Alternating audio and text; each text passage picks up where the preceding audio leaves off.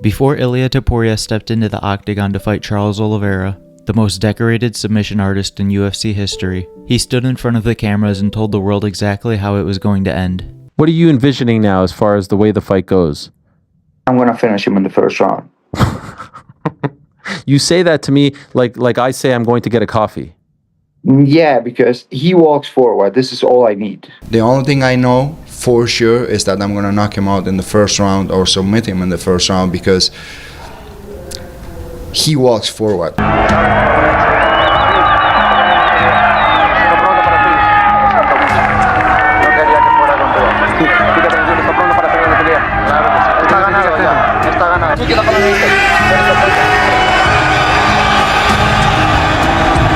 Esta vez va a ser rápido.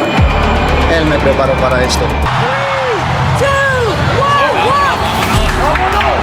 Enter the former featherweight champion Ilia Topuria. 16 have tried, 16 have failed.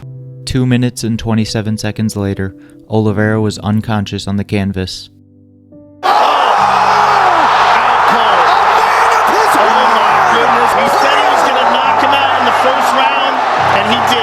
And Topuria had just proven once again that when he tells you something is going to happen, you should probably believe him.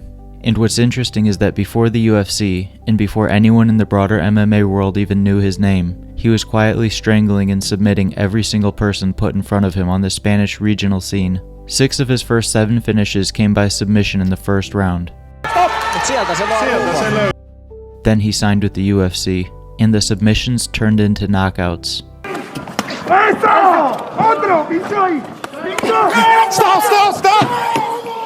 And the knockouts turned into a title, and the title turned into 2 divisions, and now he's headlining UFC Freedom 250 on the South Lawn of the White House on June 14th, 2026, the most historic event this sport has ever seen, undefeated with 17 wins and 0 losses. But this video isn't really about the fights, it's about the mindset that made all of it inevitable. Because there's something Topuria does that most people write off as arrogance or confidence. But when you look at it through the lens of neuroscience and psychology, it's actually something far more interesting than that. And by the end of this video, you're going to understand exactly what it is and how you can apply it to your own life. Ilia Topuria was born in Halle, Germany, not by choice, but because that's simply where survival landed his family. His parents were Georgian refugees, displaced from 𝐓𝐥𝐢𝐚 during one of the most violent conflicts the post-Soviet world had ever seen. Germany was never their plan, it was a refuge. And that's the reality Ilia Topuria was born into. Before he ever threw a punch, before he ever stepped into an MMA gym, his life had already been shaped by forces completely outside of his control. And that's actually the first lesson worth taking from his story. You don't get to choose your starting point. You only get to choose what you do next. By the time Ilia was 7 years old, his family moved back to Georgia, where he first stepped onto wrestling mats. Then at 15, after the Russo-Georgian War had torn through the region and shattered whatever stability his family had managed to rebuild, they moved again, this time to Alicante, Spain. A 15-year-old boy in a country where he didn't speak the language, with no money and no connections. He found a small local gym called 𝐁𝐞𝐥𝐢𝐚 Club and started training MMA. And to keep the lights on, he worked as a cashier at a clothing store called Stradivarius, scanning price tags, folding jackets, saying gracias and de nada to customers who had absolutely no idea who they were looking at. But here's the thing that matters. He did. He knew exactly who he was. Somewhere in that period, long before the UFC existed as a real possibility for him, an internal decision had already been made. The difference, I always say, between me and the other guys, it's that many people need to see to believe. I believe and then I see it. Most people hear a quote like that and assume it's something a champion says, looking back in hindsight, with the confidence that winning gives you. But Topuria was saying this before any of it existed, before Volkanovski, before the UFC rankings, before Spain knew his name. That distinction is everything, and it's exactly where the science gets fascinating.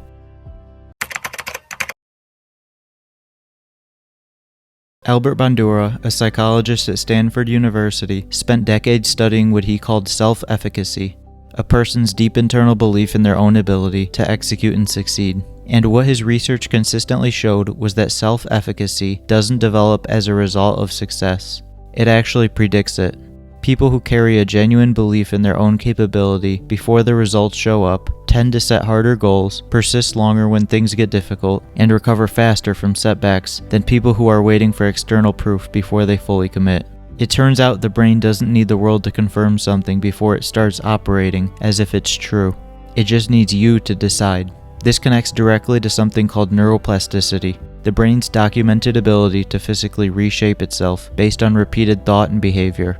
Every time Topuria showed up to that gym in Alicante, every time he made a decision that aligned with the champion he had already decided he was going to be, new neural pathways were forming. His brain was literally encoding that identity as real, building the architecture of a world champion long before the title existed. A study conducted at the US Olympic Training Center by researchers Murphy, Jowdy, and Dsky looked at 500 athletes across multiple disciplines and found that high achievers consistently demonstrated stronger internal belief and visualization abilities than their lower performing counterparts. When they surveyed Olympic athletes specifically, 90% reported using mental visualization as part of their training, and 97% of those athletes said it played a direct role in their success. What Topuria was doing behind that cashier counter wasn't mystical. What Topuria was doing was exactly what the science describes, constructing a future inside his mind, before any of it existed in the world.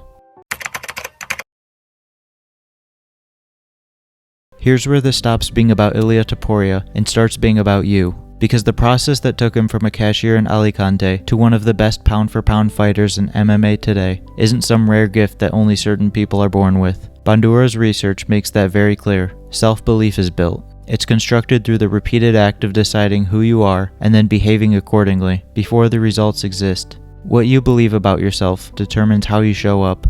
How you show up determines what you produce. What you produce determines your outcomes.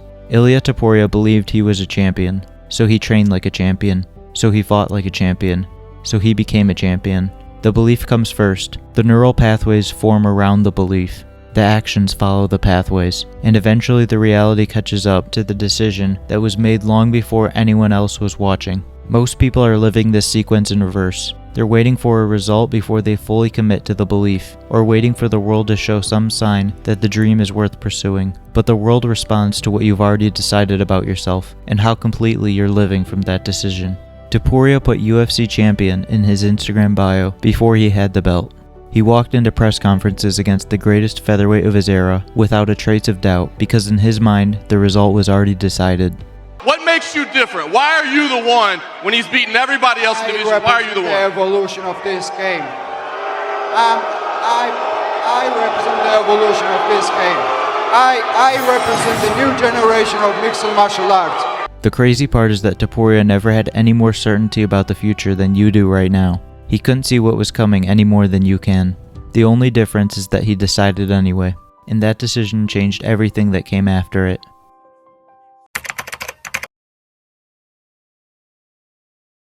At UFC 298, in front of a sold-out Honda Center in Anaheim, California, Ilia Topuria walked into the octagon against Alexander Volkanovski, a man who had held the featherweight belt for over 4 years, and was considered by most to be the most complete fighter on the planet. And in the second round, with one perfectly placed combination, Topuria put him to sleep.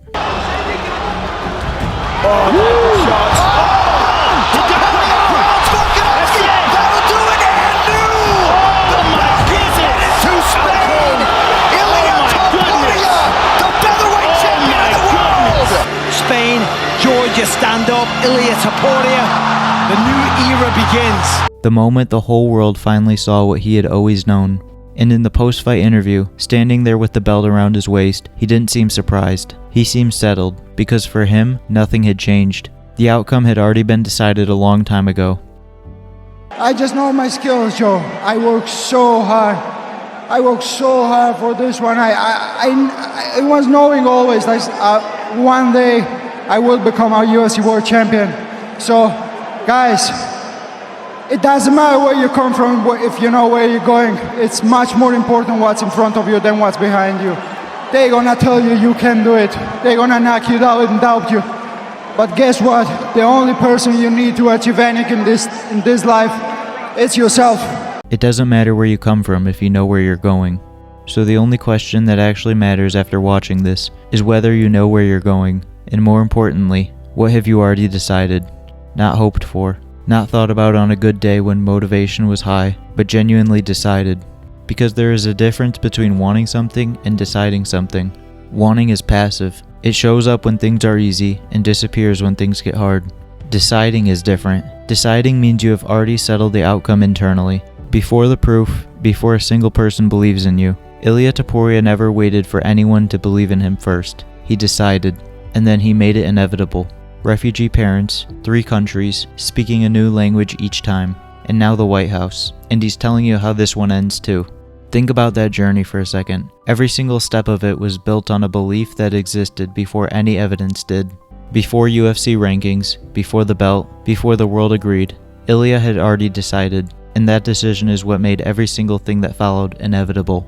He always knew, and now the only question left is whether you're ready to make your own decision, before the evidence, before the world agrees, because that's where it all begins.